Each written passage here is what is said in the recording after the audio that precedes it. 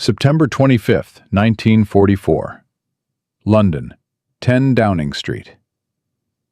The war rooms beneath the streets of Westminster are quieter than they've been in months. Winston Churchill stands beside a large map table, teacup in hand, watching the morning light filter through reinforced windows. For the first time since 1939, the war feels like it might actually be ending. France is liberated. Allied armies are pressing towards the Rhine River. The last great barrier before the German heartland seems within reach. But in the next 60 seconds, everything Churchill believes about this war is about to shatter. An aide enters the room, young, pale, carrying a folder marked "Urgent, Market Garden, Eyes Only." Churchill takes it without a word, opens it. His face changes. The teacup pauses halfway to his lips. He sets it down slowly. "How many?" he asks. His voice is low, almost a whisper. The aide swallows. "Approximately 10,000 casualties, sir. The 1st Airborne Division at Arnhem. They've been nearly destroyed. The bridge, we couldn't hold it. They've been evacuated. What's left of them?" 10,000 British casualties in 9 days. For a bridge they didn't capture. Meanwhile, 200 miles south, an American general named George Patton had just captured 12 cities with half the fuel. What Churchill discovers in the next hour will ignite a political firestorm that nearly fractures the Allied command structure. It will expose the greatest disparity between promise and performance in the entire Second World War. And it will force the most powerful man in Britain to ask a question that still echoes through military academies today. Why did we give everything to a general who delivered nothing, while starving a general who delivered everything? To understand what happened, we need to go back to September 17th, 1944. 8 days before Churchill received that devastating report. The Allied armies had just completed the most successful military campaign in modern history. Operation Overlord, the D-Day invasion, had succeeded beyond anyone's expectations. Paris was liberated on August 25th. The German army in France was shattered, retreating in chaos toward their homeland. Victory seemed inevitable. The only question was, how soon? Field Marshal Bernard Montgomery, Britain's most celebrated general, had a plan. A bold plan. A plan so ambitious that even his critics had to admit it was either brilliant or insane. Operation Market Garden. The concept was simple in theory, staggering in execution. 3 airborne divisions, over 35,000 paratroopers, would drop behind German lines in the Netherlands. They would capture a series of bridges across major rivers, creating a highway straight into the heart of Germany. Ground forces would race up this highway, cross the Rhine at Arnhem, and drive into the Ruhr, Germany's industrial heartland. End the war by Christmas, 1944. Montgomery demanded absolute priority. Every truck, every gallon of fuel, every available resource. He got it. 1,400 tons of fuel per day flowed north to support the largest airborne operation in history. Other generals, including George Patton, were ordered to halt their advances. Their fuel was redirected to Montgomery. Patton received just 700 tons per day, half of what Montgomery got. Patton was furious. He had been racing across France, liberating cities, destroying German divisions. His Third Army was positioned to breach the Siegfried Line and threaten the Saar industrial region. He could see Germany from his forward positions. And then his tanks ran out of gas. "My men can eat their belts," Patton reportedly said, "but my tanks gotta have gas." The High Command made their choice. Montgomery's bold thrust would end the war. Patton could wait.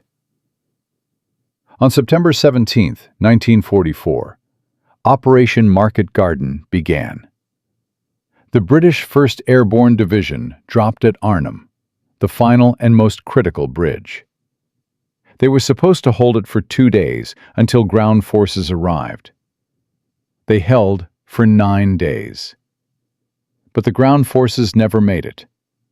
German resistance was far stronger than intelligence predicted. 2 SS Panzer divisions, the 9th and 10th, veterans of the Eastern Front, experienced and deadly, were refitting near Arnhem. British intelligence knew about them. Dutch resistance had reported German armor in the area. Aerial reconnaissance had photographed tanks. Montgomery dismissed the warnings. The intelligence was inconclusive. The British paratroopers fought with extraordinary courage. Surrounded, outnumbered, running out of ammunition and medical supplies, they held the northern end of the Arnhem Bridge against everything the Germans threw at them. But courage cannot defeat tanks when you have no anti-tank weapons. On September 25th, the survivors were evacuated across the Rhine in the middle of the night. Out of 10,000 men who dropped at Arnhem, only 2,000 made it back. Total Market Garden casualties exceeded 10,000. Total strategic objectives achieved, 0. The Rhine Bridge at Arnhem, the prize, the reason for the entire operation, remained in German hands. The soldiers had a name for it: a bridge too far. Now here is where the story becomes truly extraordinary. While Montgomery was losing 10,000 men for a bridge he didn't capture, George Patton was winning battles every single day, with half the fuel. In those same 9 days, September 17th through 25th, Patton's Third Army captured 12 fortified cities: Nancy, Luneville, Château-Salins, Pont-à-Mousson, Nomeny, and 7 others. They crossed 3 rivers: the Moselle, the Meurthe, the Medoc. They advanced 60 miles through enemy territory. They took 45,000 German prisoners. They inflicted an estimated 55,000 German casualties through combat and capture. Third Army casualties, approximately 2,100. Read those numbers again. Montgomery, 10,000 casualties, 0 objectives achieved. Patton, 2,100 casualties, 12 cities captured, 45,000 prisoners taken. Montgomery had twice the resources and produced a disaster. Patton had half the resources and produced a masterpiece. When Churchill saw these numbers side by side, he removed his glasses, rubbed his eyes, put the glasses back on, and read them one more time. "Pug," he said to General Ismay, his chief of staff. "Tell me if I'm reading this correctly." Ismay hesitated. "Sir, I've verified the figures with 3 separate sources. Just tell me." Montgomery received 1,400 tons of fuel per day. He advanced 64 miles in 9 days, 7 miles per day on average. He suffered 10,000 casualties. He achieved none of his strategic objectives. Churchill nodded slowly. "And Patton?" 700 tons per day, half. He advanced 60 miles, nearly the same distance, while conducting 3 major river crossings and capturing 12 cities. 2,000 casualties, 45,000 enemy prisoners. And according to the latest reports, he's now positioned less than 20 miles from the German border, near Saarbrücken. Churchill walked to the map, traced the supply routes with one finger. Every truck, every ton of fuel, every priority shipment went north to Montgomery from Market Garden. Meanwhile, Patton, operating on half rations, won battle after battle. "Get me General Eisenhower on the telephone," Churchill said. His voice was dangerously calm. "Immediately." The secure line connected at 10 a.m. Eisenhower knew immediately this would not be pleasant. Churchill only called directly when something was very wrong. "Good morning, Prime Minister." "Ike." Churchill's voice was clipped, formal. "I need you to explain something to me, and I assure you I'll need to explain this to Parliament within 48 hours, so I'd appreciate clarity." "Of course, sir. Why did we authorize an operation that consumed our entire logistical capacity and delivered us the single bloodiest week since D-Day?" There was a pause. Eisenhower's staff, listening on extensions, exchanged glances. "Prime Minister, Market Garden was a calculated risk. Field Marshal Montgomery believed, and our intelligence supported, that German resistance in the north was collapsing. The plan was to exploit that weakness with a rapid thrust supported by airborne forces." "I attended the briefings, Ike. I know what the plan was. What I need to understand is why General Patton is capturing German cities with half the fuel, while Monty is taking casualties with all of it." Eisenhower chose his words carefully. "Georgia's sector faces lighter opposition. The Saar region isn't as heavily defended as the Rhine crossings. The strategic importance, don't insult my intelligence. 45,000 prisoners is not light opposition. Those are entire divisions that could have reinforced Arnhem. Patton is destroying German units. Montgomery lost an entire airborne division trying to capture one bridge." "Winston, I understand your frustration." "Do you? Because here's what I'm seeing. I'm seeing that we gave Montgomery everything he asked for. Absolute priority. 1,400 tons of fuel per day. Elite airborne divisions. Total air superiority. And he produced a disaster. Meanwhile, we gave Patton half that amount, and he's knocking on Germany's door. So help me understand the logic." Eisenhower sighed. It was barely audible over the phone, but Churchill heard it. "Monty has requested a meeting to discuss future operations. He believes that with renewed resources, a concentrated push toward the Ruhr—" "More resources?" Churchill's voice rose. "After this? Ike, here's what I want you to tell Field Marshal Montgomery. The Prime Minister's office would very much like to understand why the general who demanded absolute priority for 9 days has produced absolute disaster. Can you convey that message?" "Winston, I need to be frank with you. Publicly criticizing Montgomery right now could fracture Allied unity at a critical moment." "Allied unity didn't save those paratroopers at Arnhem. And unity doesn't win wars, Ike. Results do. Patton gets results. Why are we punishing him for Montgomery's failures?" Churchill hung up before Eisenhower could respond. He stared at the map for a long moment. Then he turned to Ismay. "Get me the casualty lists. All of them. Every name. I want to know exactly who we lost at Arnhem." Within 24 hours, the British press had the story. The Daily Telegraph ran a front-page headline. "Arnhem. 10,000 casualties in failed Rhine crossing." By noon, every newspaper in Fleet Street had reporters demanding answers. By evening, they had the fuel allocation numbers. Someone leaked them. Probably from Churchill's office, though no one could prove it. The questions started immediately. Why was Montgomery given every resource while Patton was starved? Why did the Prime Minister approve an operation that cost 10,000 men for zero gain? Why are American generals succeeding while British generals fail? Labour MPs began preparing questions for Parliament. Churchill's office received over 300 letters in 2 days from families demanding explanations. Mothers, wives, sisters.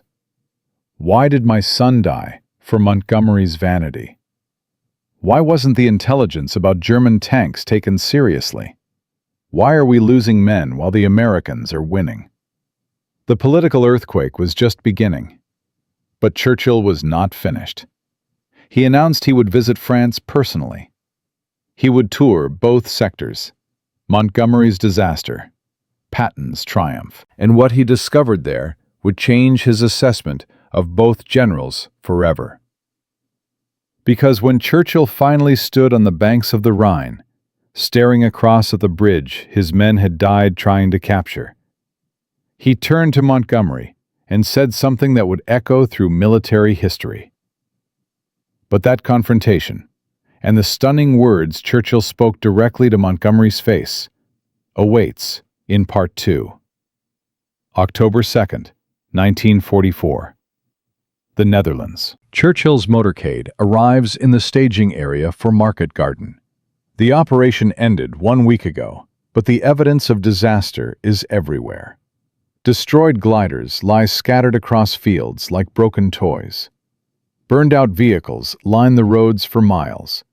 Temporary graves marked with helmets and rifles stand in neat rows. British, American, Polish, all dead for a bridge they never captured. Field Marshal Bernard Montgomery meets Churchill at the headquarters tent. He is impeccably dressed, as always. Confident posture, crisp uniform. But there is tension in his jaw that was not there before Arnhem. Prime Minister, I'm glad you could visit. I think once you see the situation firsthand, you'll understand the challenges we faced. Churchill says nothing. He simply gestures toward the nearest jeep. Show me. They drive north along the highway the British armored divisions were supposed to use to reach Arnhem. Hell's Highway, the soldiers call it. The road is lined with destroyed tanks. British, American, German. Every few miles, there are craters from German artillery. Burned bridges that engineers are still repairing. Montgomery explains as they drive. His voice is measured, controlled, professional. The intelligence failure was significant, Prime Minister. We had no indication of SS Panzer divisions in the area. The 9th and 10th SS were supposed to be refitting in Germany, but they were here, near Arnhem, at full strength. You were warned, Churchill says quietly. Montgomery pauses. I'm sorry?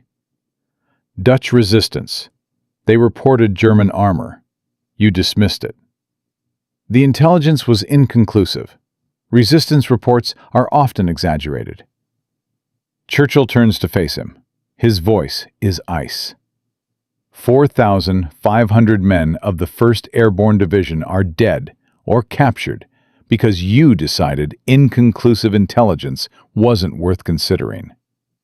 Montgomery's face hardens. Prime Minister, with respect, command decisions in combat require... I'm not interested in lectures on command decisions, Bernard. I'm interested in why you made the wrong ones.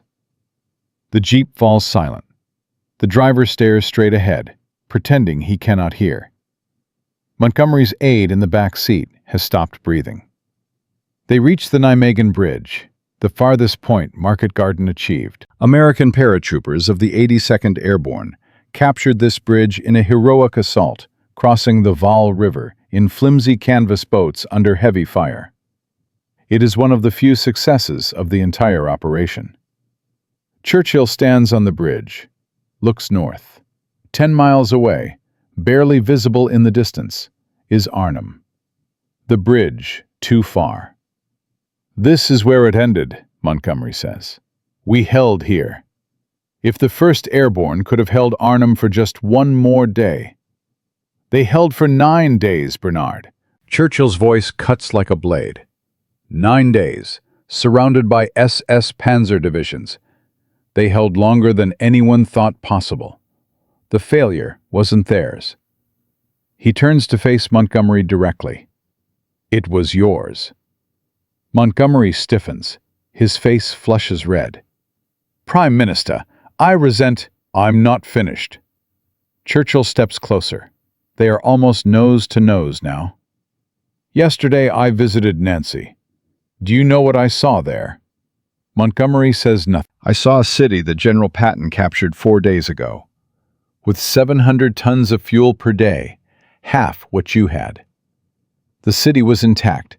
Civilians were returning. American engineers were already repairing infrastructure. And do you know what General Patton told me when I asked about his casualties? Montgomery's jaw is clenched so tight the muscles are visible. He said, "Acceptable, Mr. Prime Minister. We keep moving, and they can't hurt us." Then he showed me his maps. 12 cities, 3 rivers, 45,000 prisoners. All in the same week, you lost 10,000 men for one bridge you didn't capture. "The situations are not comparable," Montgomery says tightly. "You're right," Churchill replies. "They're not. Because Patton won and you lost." That evening, Churchill insists on visiting Arnhem itself.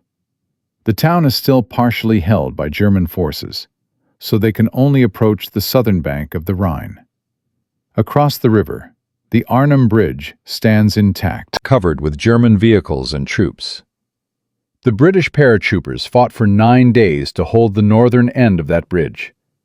They were evacuated 1 week ago. What was left of them? Churchill stands on the riverbank and stares across the water. The evening light makes the bridge look almost peaceful. Beautiful, even. You would never know that thousands of men died trying to reach it. Montgomery stands beside him, silent.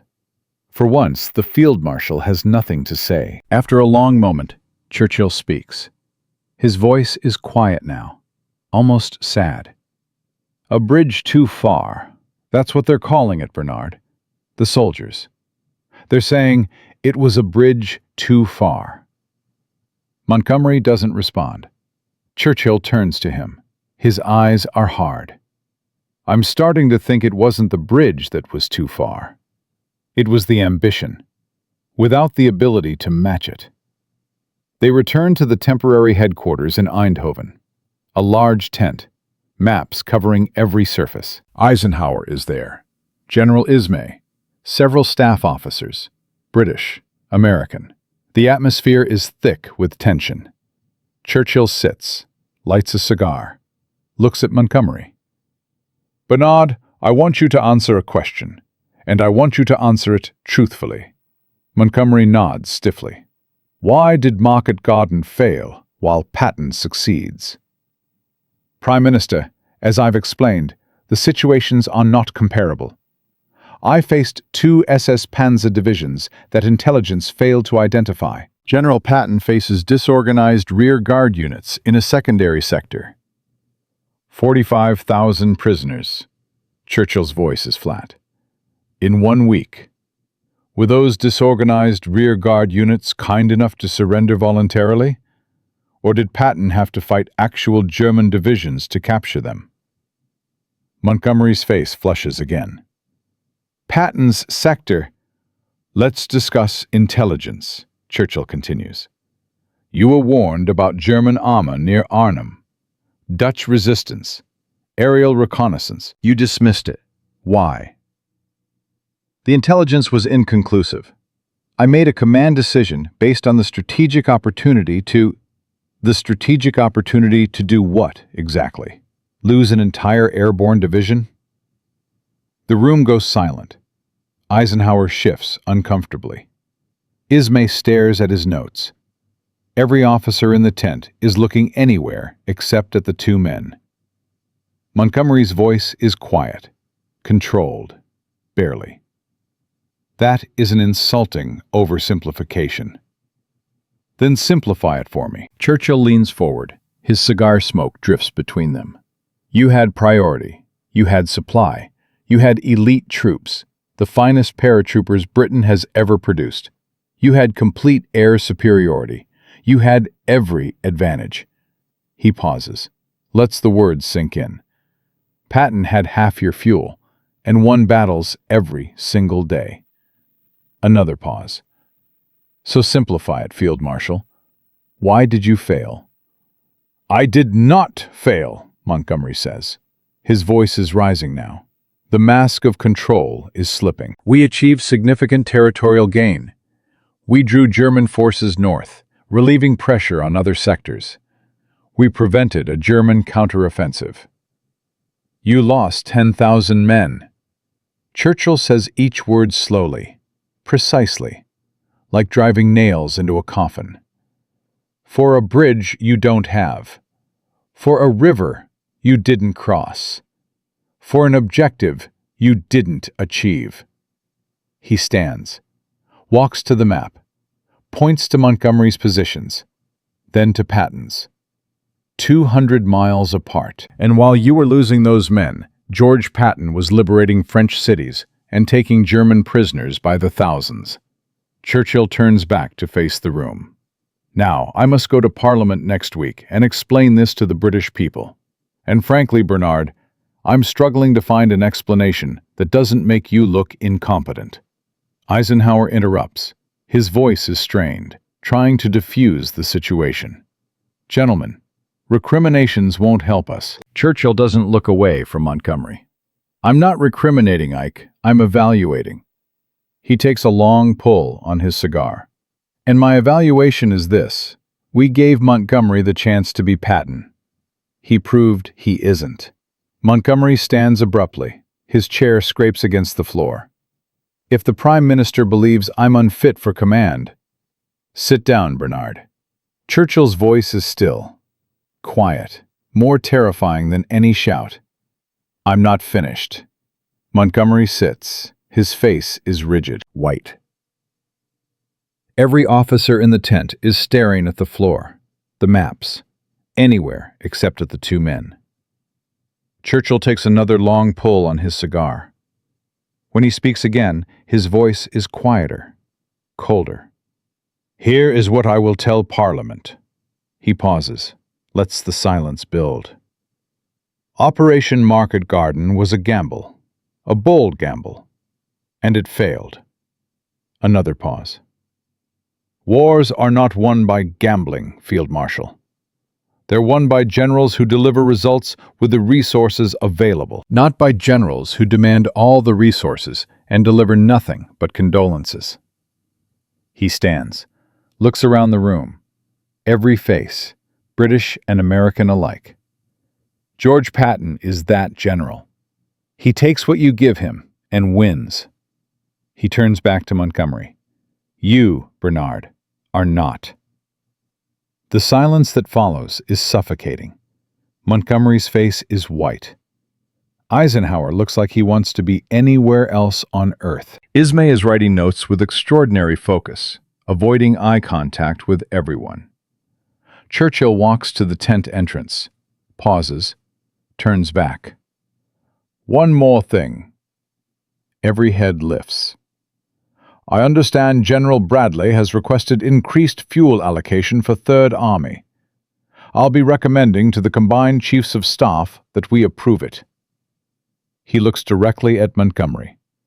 Immediately. And he leaves. Montgomery sits motionless for a full minute.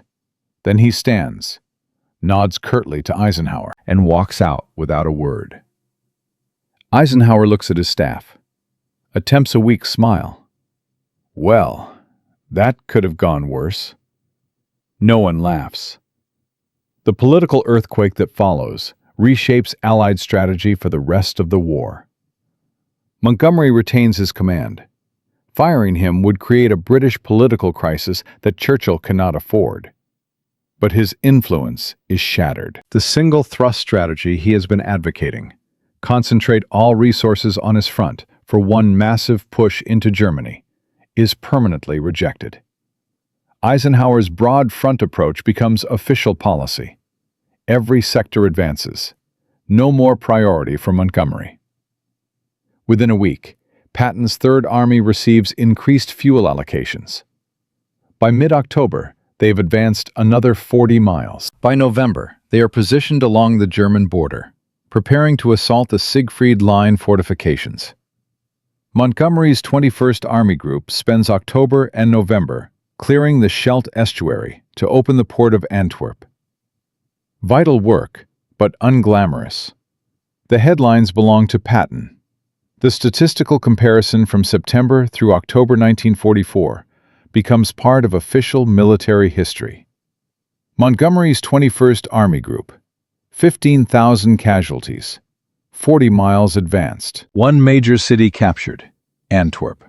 Though the port remains unusable until the Scheldt is cleared in November. Minimal German prisoners. Patton's Third Army. 8,000 casualties. 100 miles advanced. 18 cities captured. 67,000 prisoners. German forces in Lorraine devastated. Churchill never publicly humiliates Montgomery in Parliament. He is too skilled a politician for that. But his report to the House of Commons on October 10th is damning in its restraint. He praises the courage of the British paratroopers at Arnhem. He acknowledges the difficulty of the operation. He honors the dead. And then he says, almost casually, "One cannot help but observe that in modern war, boldness must be married to flexibility and speed. Some commanders possess this combination naturally. Others do not." Everyone knows who he means. In his private diary, Churchill is more blunt. He writes on October 5th, "Visited both sectors. The contrast is staggering. Patton moves like lightning. Montgomery plans like a lawyer and executes like a clerk. I have never seen such a disparity between promise and performance." But the true test of Churchill's assessment is still coming. Because in December 1944, Hitler will launch his final desperate gamble, the Battle of the Bulge, the largest German offensive since 1940. American forces will be surrounded at Bastogne. The Allied line will be shattered. Everything will hang in the balance. And when Eisenhower asks who can save the situation, only one general will answer. Not Montgomery, who will say he needs 3 weeks to prepare a proper counteroffensive, but George Patton, who will look at the map and say 5 words that will become legend. "I can be there in 48 hours." What happens next will prove Churchill right beyond any doubt, but it will also reveal something even more extraordinary about the difference between these two generals. Because Patton will not just relieve Bastogne. He will do something that military experts said was physically impossible. And when he does it, even Montgomery will have to admit the truth. But that story awaits in Part 3. December 16th, 1944. The Ardennes Forest. In Part 1, we saw Churchill discover the devastating truth about Market Garden. 10,000 British casualties for a bridge never captured. While Patton took 12 cities with half the fuel. In Part 2, we watched Churchill confront Montgomery directly, at Arnhem, at Nijmegen, in front of every senior Allied officer. The Prime Minister's verdict was brutal. Patton wins, you lose. Montgomery's influence was shattered. Patton received increased fuel allocations. The war seemed to be grinding toward inevitable Allied victory. But Hitler had one more card to play, and what happens next will prove Churchill's assessment correct beyond any shadow of doubt. Because when the greatest crisis of the Western Front explodes, only one general will be ready to meet it. At 5:30 a.m. on December 16, 1944, the sky erupts. 2,000 German artillery pieces open fire simultaneously along an 85-mile front in the Ardennes forest. The barrage is the heaviest the Western Front has seen since 1918. Then comes the ground assault. 250,000 German soldiers, 1,000 tanks, the elite of what remains of the Wehrmacht. SS Panzer divisions, paratroopers, Volksgrenadier infantry. Everything Hitler can scrape together for one final, desperate gamble. Operation Wacht am Rhein, Watch on the Rhine. The Americans call it the Battle of the Bulge. The attack achieves complete surprise. Allied intelligence had no warning. American units in the Ardennes are thin, poorly supplied, many filled with green replacements who have never seen combat.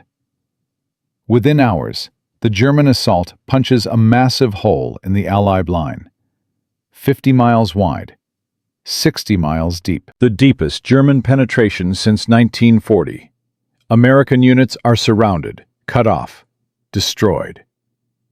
The 106th Infantry Division, newly arrived in Europe, loses 2 entire regiments in the first 48 hours. 7,000 men captured in a single engagement.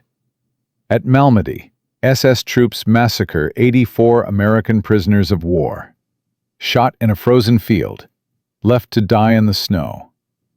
The situation is catastrophic, and at the critical crossroads town of Bastogne, 18,000 American soldiers of the 101st Airborne Division find themselves completely surrounded by 5 German divisions. The Germans demand surrender. Brigadier General Anthony McAuliffe sends back a one-word reply that becomes legend. Nuts. But courage alone cannot hold Bastogne.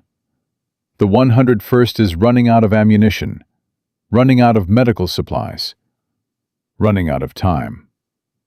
They need relief. They need it fast. Eisenhower calls an emergency meeting at Verdun on December 19th. Every senior commander attends. The atmosphere is grim, desperate. Eisenhower opens the meeting bluntly. The present situation is to be regarded as one of opportunity for us, and not disaster. There will be only cheerful faces at this table. But the faces around the table are not cheerful. They are terrified. Eisenhower turns to the map, points to Bastogne. Who can relieve them, and how soon? Montgomery, commanding forces to the north, speaks first. I'll need at least 3 weeks to organize a proper counteroffensive. We must consolidate our positions, ensure adequate supply lines, prepare a coordinated assault. Proper planning, proper preparation. We cannot rush into another market garden. 3 weeks. Bastogne will fall in 3 days, maybe less. Eisenhower's face is stone. Anyone else? From the back of the room, a voice speaks. Calm, confident, almost casual. I can be there in 48 hours. Every head turns. George Patton is standing by the map, cigar in hand, a slight smile on his face. Eisenhower stares at him. George, that's impossible. You'd have to turn your entire army 90 degrees north, in the middle of winter, over roads that are covered in ice and snow, moving 3 divisions, 100,000 men, 133 miles, in 2 days. Patton's smile doesn't waver. 48 hours. Give me the word, and I'll have 3 divisions moving by tomorrow morning. The room is silent. Every officer is calculating in their head. What Patton is proposing violates every principle of military logistics. Armies don't pivot 90 degrees overnight. They don't move 100 miles in winter without careful preparation. They don't attack while still in motion. It's impossible. Montgomery speaks up. His voice is skeptical, almost dismissive. George, with respect, this isn't about bravado. Moving that many men that quickly will result in chaos. Supply lines will collapse. Units will arrive piecemeal. You'll be attacking with an exhausted, disorganized force. Patton turns to face him. His eyes are cold. Monty, I've been preparing for this for 2 days. Since the Germans attacked, I've had my staff working on 3 different contingency plans. North, northeast, due north. Pick a direction. Pick a time. My army is already starting to move. Eisenhower blinks. You started moving before this meeting? I started planning before this meeting. The moment I heard about the breakthrough, I knew you'd call, and I knew what you'd ask. He turns back to the map, traces the route with his finger. 4th Armored Division leads. They're already repositioning. 26th Infantry follows. 81st Infantry behind them. We hit Bastogne from the south, while the Germans are focused on breaking in from the north and east. He looks at Eisenhower. 48 hours, maybe 72, but we'll get there. Eisenhower makes his decision. Do it. What follows is the most extraordinary military maneuver of the entire war. December 19th, 1944, 6 a.m. Third Army begins its pivot. 133,000 men, 1,600 vehicles. Turning 90 degrees from their eastward advance toward the Saar and racing north toward Bastogne. The logistics are staggering. Patton's staff has been working without sleep for 48 hours. Every road, every bridge, every fuel depot, every ammunition supply point, all recalculated, all redirected, maps redrawn, orders issued to every unit down to company level. The weather is brutal.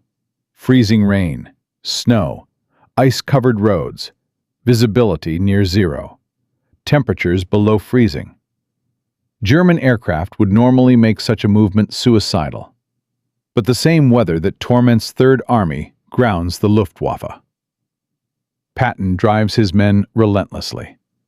"Drive like hell," he tells his commanders. "We're going to rescue those boys in Bastogne if it's the last thing we do." The 4th Armored Division leads the way. Combat Command B at the tip of the spear. They cover 75 miles in the first 24 hours.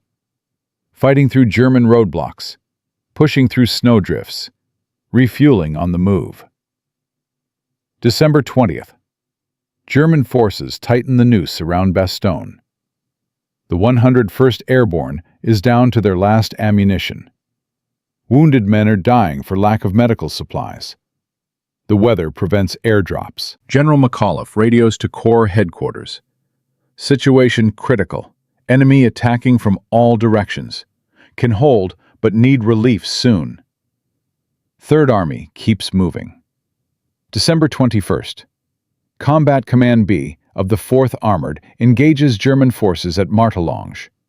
The bridge is destroyed. German infantry holds the opposite bank. Patton's engineers build a new bridge. Under fire, in 6 hours. The advance continues. December 22nd. The weather briefly clears. C-47 transport planes drop 1,400 bundles of supplies into Bastogne. Ammunition, medical supplies, food, enough to hold a little longer. But the Germans are massing for a final assault. 5 divisions, 45,000 men.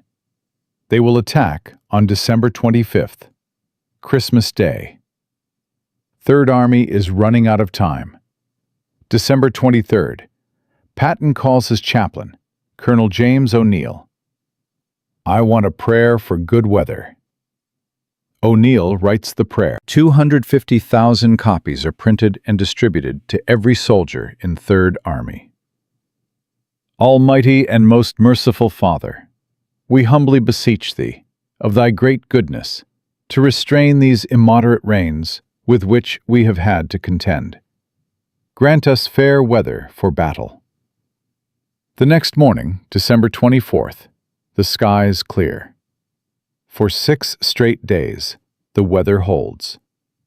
American fighter-bombers devastate German columns. Supply planes drop tons of ammunition into Bastogne. Third Army races forward under clear blue skies. Later, Patton will promote his chaplain and tell him, "You're the most popular man in Third Army. You sure stand in good with the Lord." December 26th, 1944, 4:45 p.m. Lieutenant Colonel Creighton Abrams, commanding the 37th Tank Battalion of the 4th Armored Division, approaches the village of Assenoy, 3 miles south of Bastogne. Between him and the surrounded paratroopers, German infantry dug in along the road. Anti-tank guns, machine gun nests, the last barrier. Abrams doesn't hesitate. "We're going in." His tanks charge straight down the road, infantry clinging to the hulls, firing as they move. The Germans are caught off guard by the sheer audacity of the assault. 3 Shermans are hit, burning. The rest keep moving. They blast through Assenoy, through the German lines, into the Bastogne perimeter. At 4:50 p.m., Lieutenant Charles Boggess, commanding the lead tank, spots American soldiers waving. "Come here," one of them shouts. "This is the 326th Airborne Engineer Battalion, 101st Airborne Division." Boggess grins. "I'm Lieutenant Boggess, 37th Tank Battalion, 4th Armored Division." The siege of Bastogne is broken. In exactly 72 hours, George Patton has done what military experts said was impossible. He has turned an entire army 90 degrees, moved 133,000 men over 100 miles, in winter, under combat conditions, and smashed through German lines to relieve a surrounded garrison. Montgomery had asked for 3 weeks. Patton did it in 3 days. The news spreads like wildfire. Newspapers across America run the headline, "Patton relieves Bastogne." In Britain, even papers that had defended Montgomery acknowledged the achievement. The Times of London calls it one of the most remarkable military feats of the war. In Bastogne itself, the reaction is emotional. Paratroopers who had been fighting for 10 days, surrounded, outnumbered, running low on everything, finally have hope. Private First Class Ken Russell of the 101st later recalled, "When we saw those tanks coming through, men started crying. Big, tough paratroopers, crying like babies. We knew we were going to make it." The Germans knew it too. Field Marshal Gerd von Rundstedt, commanding all German forces in the West, later testified at Nuremberg. Patton's relief of Bastogne was the turning point. "We had hoped to cut off the American forces, destroy them piecemeal, seize Antwerp, and split the Allied armies. When Bastogne held, when Patton broke through, we knew the offensive had failed." The statistics tell the story. German losses in the Battle of the Bulge: 100,000 casualties, 800 tanks destroyed, 1,000 aircraft lost. Irreplaceable losses that Germany could never replace. American losses: 89,000 casualties. Heavy. But America could replace them. Germany could not. Third Army's performance during the battle: 14 days of continuous combat. 40,000 German prisoners captured. 5 German divisions destroyed or rendered combat ineffective. 97 towns and villages liberated.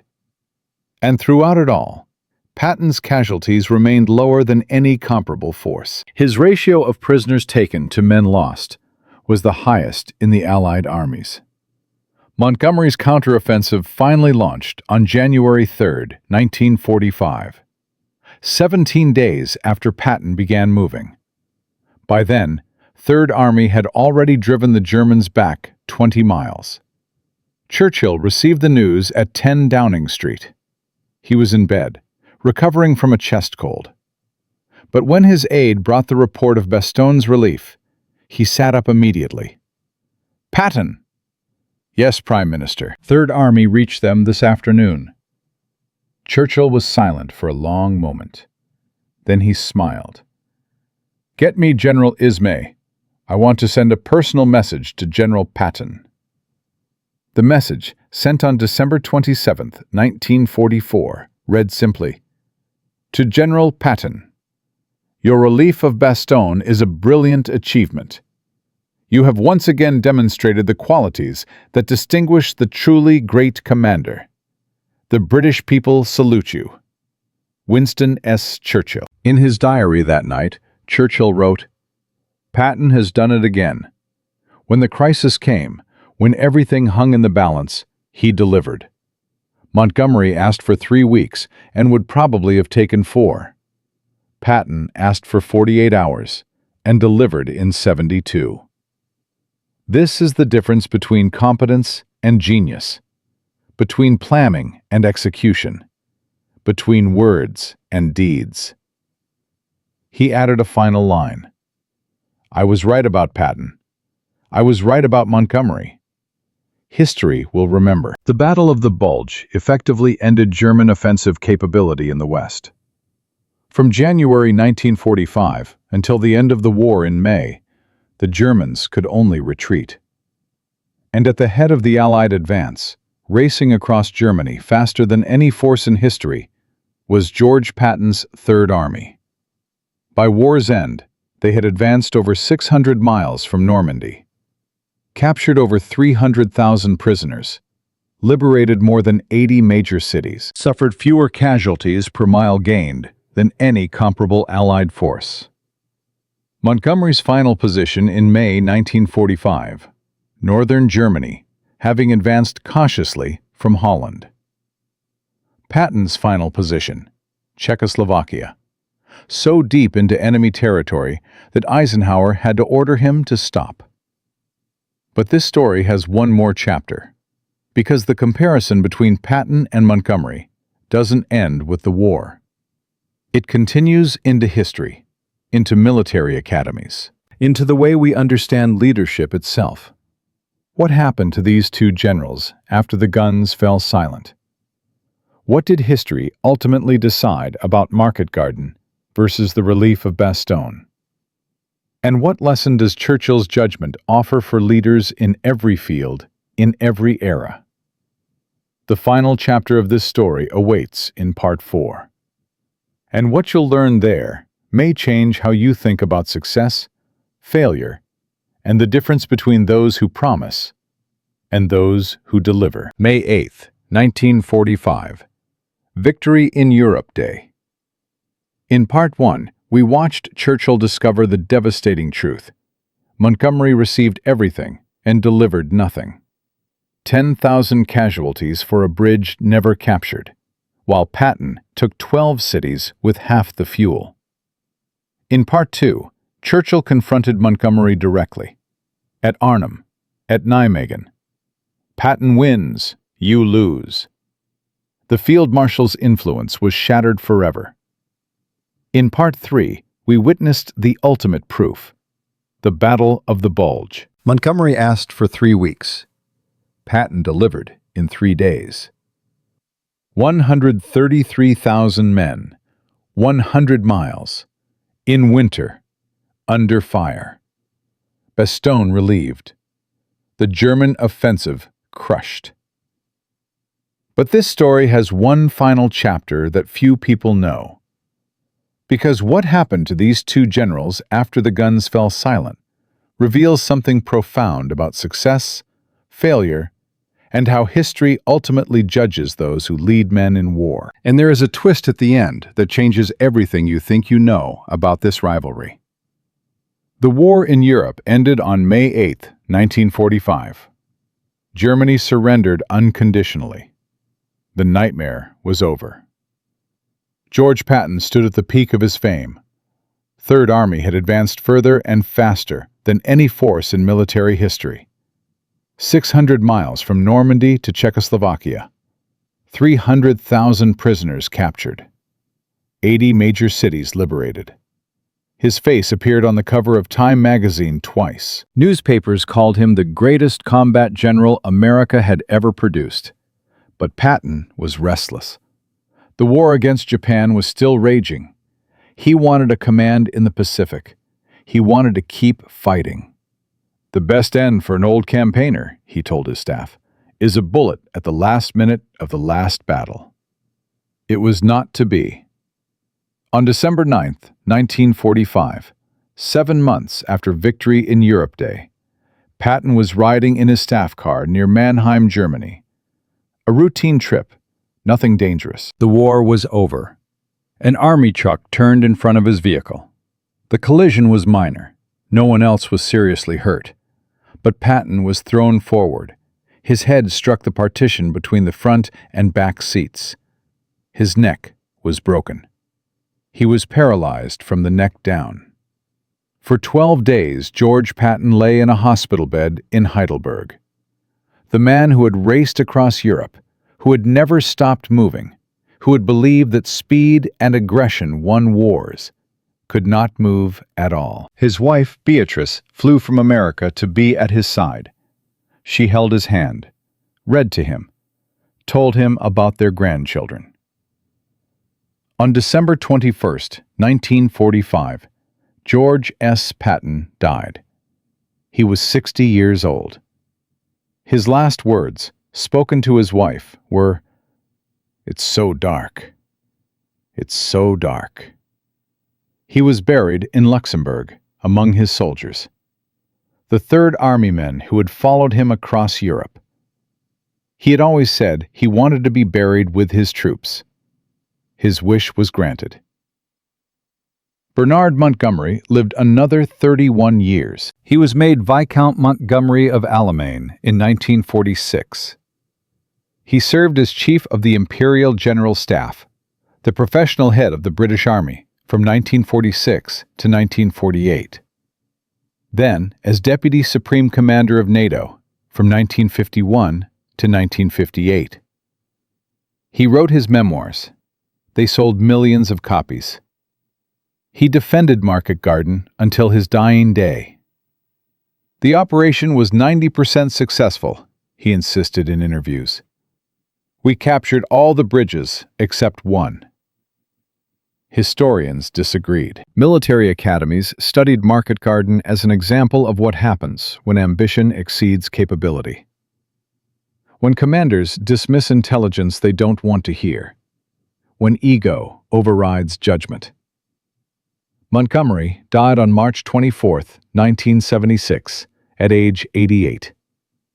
He was buried with full military honors at St. Cross Church, Winchester. But here is the difference that matters. When Patton died, soldiers wept. Men who had served under him traveled hundreds of miles to attend his funeral. They stood in the snow at Luxembourg American Cemetery and said goodbye to the general who had led them through hell and brought them home. When Montgomery died, the tributes were respectful, professional, correct. But no one wept. Churchill outlived them both, dying in 1965 at age 90. In his final assessment of the two generals, written in private correspondence to President Eisenhower in 1953, he was characteristically blunt. Patton was a warrior in the ancient sense. Flawed, certainly. Controversial, always. But when the crisis came, when everything hung in the balance, he delivered. Montgomery was a manager, competent in his way, but incapable of the inspired improvisation that wins wars. History will remember Patton as the sword, Montgomery as the scabbard. But the true legacy of this comparison extends far beyond individual reputations. The contrast between Market Garden and Third Army operations became one of the most studied cases in military history. West Point, Sandhurst. Every major military academy in the world teaches it. The lesson is not simply that Patton was better than Montgomery. The lesson is about leadership itself. Market Garden failed because Montgomery demanded resources without adapting to reality. He created a rigid plan and refused to change it when conditions changed. He dismissed intelligence that contradicted his assumptions. He prioritized the plan over the people executing it. Patton succeeded because he did the opposite. He operated with fewer resources but greater flexibility. He adapted constantly to changing conditions. He empowered his subordinates to make decisions. He prioritized results over process. This principle has been applied far beyond the battlefield. In business schools, the Patton versus Montgomery comparison is used to teach the difference between bureaucratic management and adaptive leadership. IBM in the 1980s is often compared to Montgomery's approach. Rigid, process-focused, resistant to change. Apple under Steve Jobs is compared to Patton. Fast, adaptive, willing to take risks. In military doctrine, Patton's methods influence the development of maneuver warfare theory. The idea that speed, flexibility, and initiative matter more than overwhelming force. It shaped American military thinking through Korea, Vietnam, the Gulf War, and beyond. The German Wehrmacht, ironically, had understood this principle better than anyone. Their Blitzkrieg doctrine, was built on exactly the same foundations: speed, initiative, decentralized command. Patton had studied German tactics obsessively. He learned from his enemies. Montgomery never did. The statistics from World War II tell the final story. Third Army, from August 1944 to May 1945. 281 days of combat. 10,307 miles advanced. 81,522 casualties inflicted on German forces. 1,280,688 prisoners captured. 12,000 cities and towns liberated. Third Army casualties: 27,104 killed, 86,267 wounded, 18,957 missing. The ratio of enemy losses to friendly losses was among the highest of any Allied force.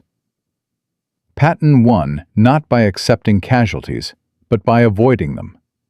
Speed and aggression meant the enemy never had time to organize effective resistance. Montgomery's 21st Army Group had respectable statistics. They were professional soldiers who fought bravely. But the comparison with Third Army revealed a consistent pattern: more resources consumed, slower advances achieved, higher casualty rates per mile gained. Churchill saw this clearly in September 1944. His assessment never changed. But there is one detail about this story that almost no one knows. A piece of the historical record that was classified for decades. It changes how we understand everything. In 1974, British government documents from the war were declassified under the 30-year rule. Among them was a memo from Churchill to his war cabinet, dated October 8, 1944, just days after his confrontation with Montgomery at Eindhoven. The memo has been largely overlooked by historians, but what it reveals is extraordinary. Churchill wrote, "I have given considerable thought to the question of Field Marshal Montgomery's continued command. The evidence from Market Garden is damning. The comparison with General Patton's operations is inescapable. In an ideal world, I would recommend immediate replacement. However, politics prevents what judgment demands. Montgomery is a symbol to the British people. His removal would be interpreted as an admission that American generals are superior to our own. This we cannot afford, politically or psychologically. Therefore, I recommend the following course. Montgomery shall retain his command, but his authority shall be quietly circumscribed. He shall receive no further priority for resources. His operational proposals shall be subject to American approval. In effect, he shall be a figurehead, while actual strategic decisions are made by others. History will record Montgomery as a hero. I cannot change that. But I can ensure that his heroism costs no more British lives than necessary."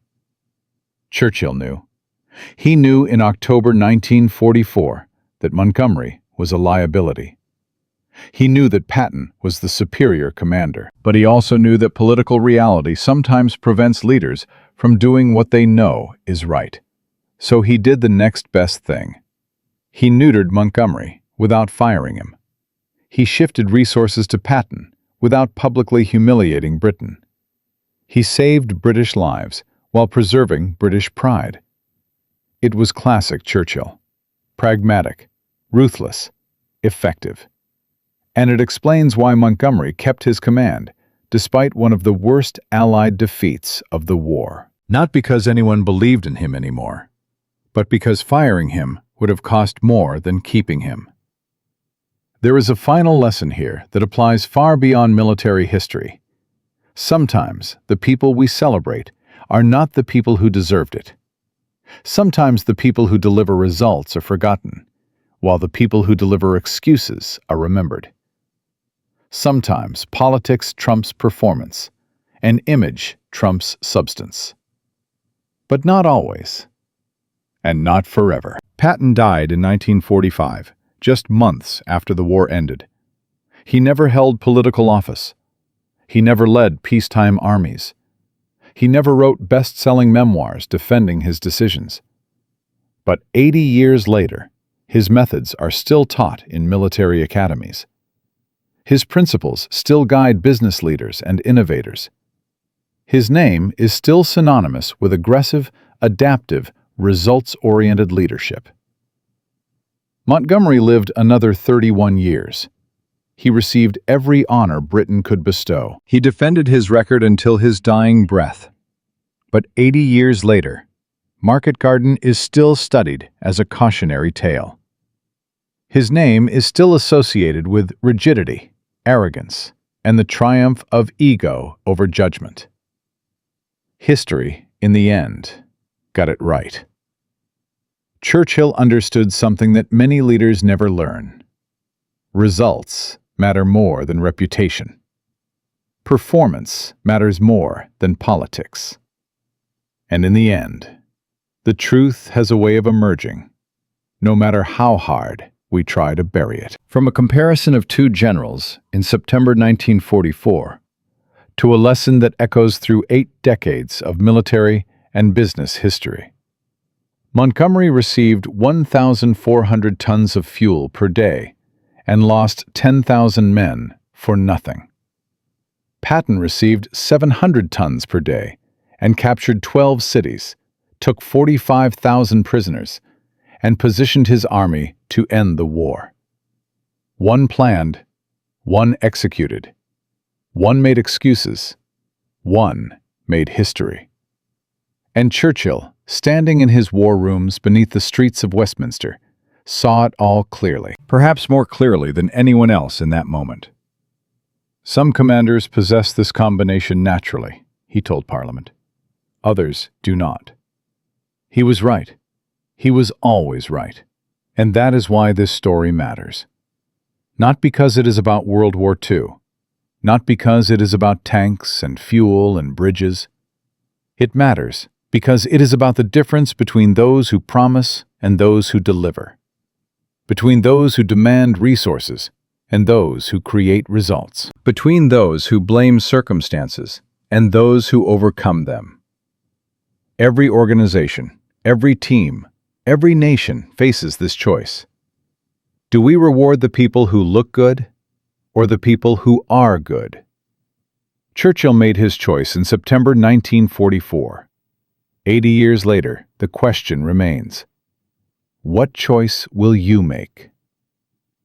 If you found this story as compelling as the thousands of others who have discovered the untold truths of World War II, there are hundreds more waiting to be told. Stories of ordinary people who did extraordinary things. Of ideas that seemed insane until they changed history. Of moments when one decision altered the fate of millions. Leave a comment telling me which general you think was better.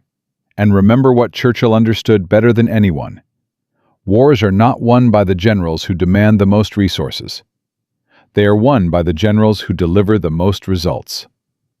That was true in 1944. It is true today, and it will be true tomorrow.